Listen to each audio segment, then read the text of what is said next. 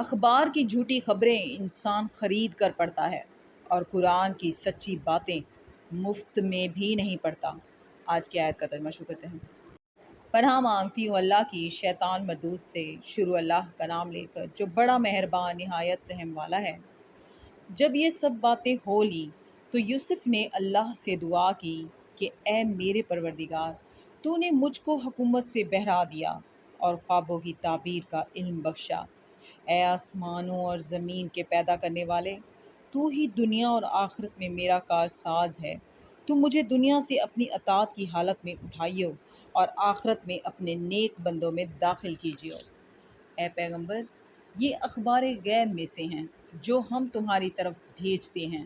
اور جب برادران یوسف نے اپنی بات پر اتفاق کیا تھا اور وہ فریب کر رہے تھے تو تم ان کے پاس تو نہ تھے، اور بہت سے آدمی گو تم کتنی ہی خواہش کرو ایمان لانے والے نہیں ہیں، اور تم ان سے اس خیر خواہی کا کچھ صلہ بھی تو نہیں مانگتے۔